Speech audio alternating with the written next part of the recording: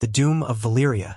The Doom of Valyria was a catastrophic event that destroyed the Valyrian freehold around 102 BC. It obliterated a civilization that had evolved for 5,000 years, causing widespread chaos and loss of knowledge. 12 years prior, Daenerys the Dreamer foresaw the disaster and convinced her family to leave Valyria, taking House Targaryen and their dragons to Dragonstone. On the day of the Doom, volcanic eruptions from the 14 flames sent molten rock and red clouds of dragonglass into the sky.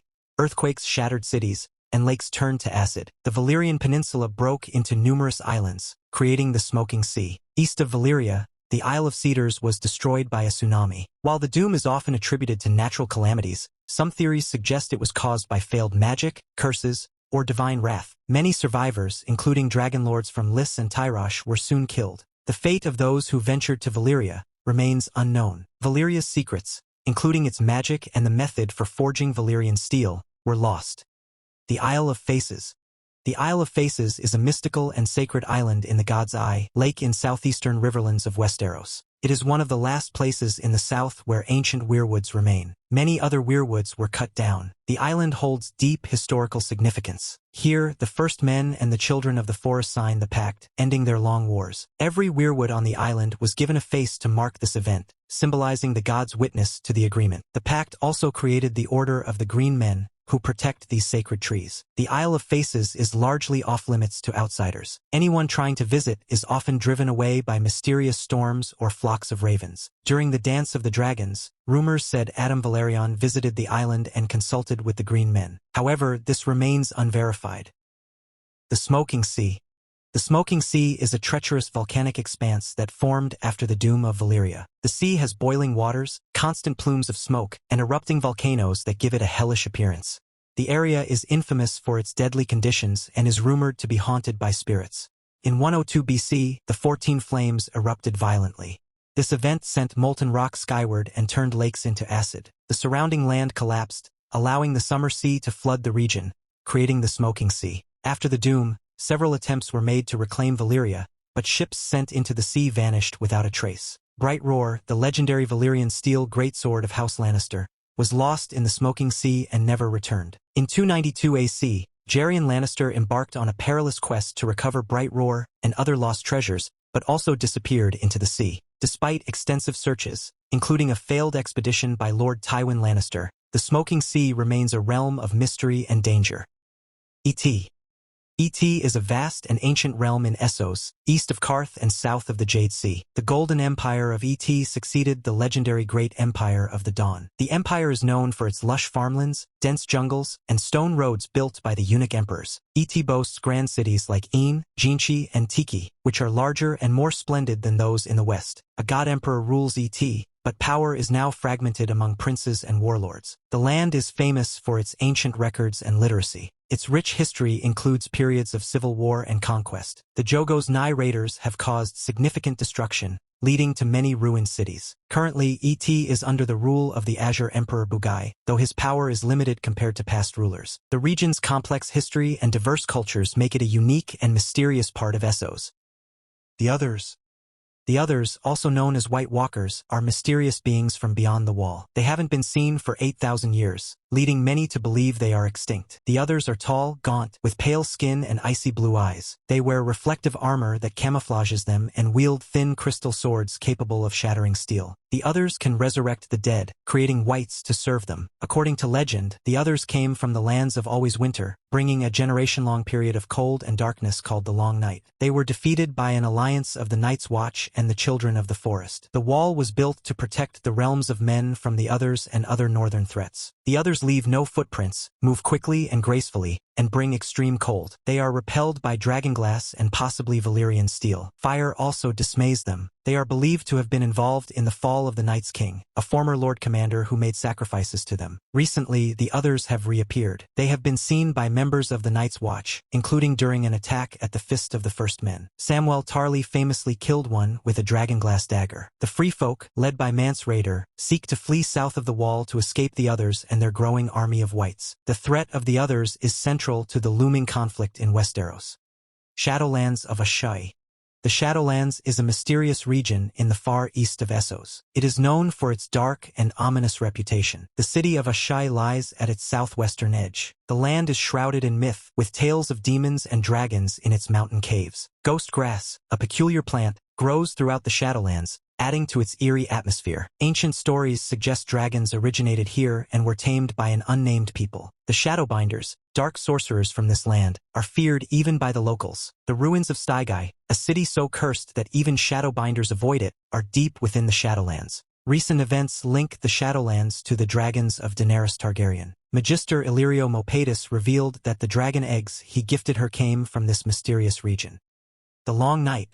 The Long Night was a period of darkness around 8,000 years before Aegon's conquest. This great winter lasted for years, bringing famine and terror. During this time, the others emerged. They wielded ice swords and raised wights to fight the living. The children of the forest and the first men battled the others but were driven south. The tide turned when dragonglass was found to kill the others. The last hero, according to northern legends, allied with the children of the forest to fight them. The Night's Watch was established to protect Westeros. Bran the Builder constructed the wall to keep the forces from the north at bay. It is said the sun hid for a lifetime, only to be restored by the deeds of a woman with a monkey's tail. A great hero, known as Azor Ahai, wielded the flaming sword Lightbringer and led humanity to victory. The legend of Azor Ahai foretells his rebirth as a champion against a future evil darkness. This prophecy parallels the tale of the prince that was promised. Curse of Harrenhal. Harrenhal is a massive and imposing castle in the Riverlands. It was built by Harrenhal and later destroyed by Aegon the Conqueror's dragons. Since then, the castle has been plagued by a series of tragic events. Those who stay there often meet untimely and violent deaths. The castle's dark reputation persists, with many believing it is cursed. Every house that owned Harrenhal suffered a series of misfortune events and then, complete disappearance. Night's King. Night's King was a legendary Lord Commander of the Night's Watch during the Age of Heroes. His true name is unknown. He fell in love with a mysterious woman with skin as white as the moon and eyes like blue stars. This woman, who was as cold as ice, was said to be another. Night's King brought her to the Night Fort and declared himself her king. Under his dark rule, he committed horrific atrocities. He bound the Night's Watch brothers to his will and ruled the Night Fort for 13 years. His reign ended when Brandon the Breaker and Joramun, the king beyond the wall, united to overthrow him. After his fall, all records of Night's King were destroyed, and his name was forbidden. Legends vary, with Night's King sometimes believed to be a Bolton, Umber, Stark, or other northern house. The Cursed City of Yin. Yin is a ruined city on the Zamoyos River in Sithorios. It is built from oily black stone, with enormous blocks that would need a dozen elephants to move. Despite being surrounded by dense jungle, Yin remains untouched by nature. Its origins are a great mystery, baffling scholars and maesters. The city has been abandoned for thousands of years. Attempts to rebuild or resettle it have ended in horror. During Nymeria's time in Sithorios, her Rhoynar forces faced attacks from brindled ghouls in the jungle. Nymeria described Yin as a city so evil that even the jungle will not enter, emphasizing its reputation for malevolence and danger. Sithorios. Sithorios is a vast and mysterious continent south of Essos and across the Summer Sea. It is known for its dense jungles, deadly diseases, and fierce wildlife. The northern coast has ruined cities like Zemeter and Yin, but the interior is largely uncharted. Fatal diseases such as blood boils, green fever, and the Red Death plague the continent. Its jungles are home to giant apes, venomous snakes, and white vampire bats. The rivers and streams harbor deadly carnivorous fish and crocodiles. The inhabitants, known as Sothorii or brindled men, have brindled skin patterns and a savage nature. Farther south, brindled men are known for cannibalism and worship of dark gods. The cursed city of Yin, built from black stone, holds ancient secrets. The old empire of Geese once had colonies on Sithorio's northern shores, but these were lost to plague or attacks by the brindled men. Valyrian explorers and Rhoynar settlers faced similar fates. The Rhoynar abandoned Sithorios after their settlements mysteriously vanished. Explorers like Ser Eustace Hightower encountered treacherous conditions and perilous creatures. Despite its dangers, Sithorios remains a land of mystery and untold secrets, possibly hiding ancient knowledge and powerful artifacts beneath its jungle canopies. The Land of Always Winter. The Land of Always Winter is the northernmost region in Westeros, beyond the Wall. It is permanently frozen and locked in perpetual winter, separated from the haunted forest by the Frostfangs and large lakes. This area remains mostly unexplored and is believed to be the origin of the others. Maester Yandel notes that the children of the forest and giants lived here during the Dawn Age. In the Age of Heroes, the first men settled this region. Legend says the others emerged from the land of always winter during the long night. In A Game of Thrones, Bran Stark has a vision extending past the wall into the heart of winter, hinting at the land's mysterious and chilling nature. The Horn of Winter.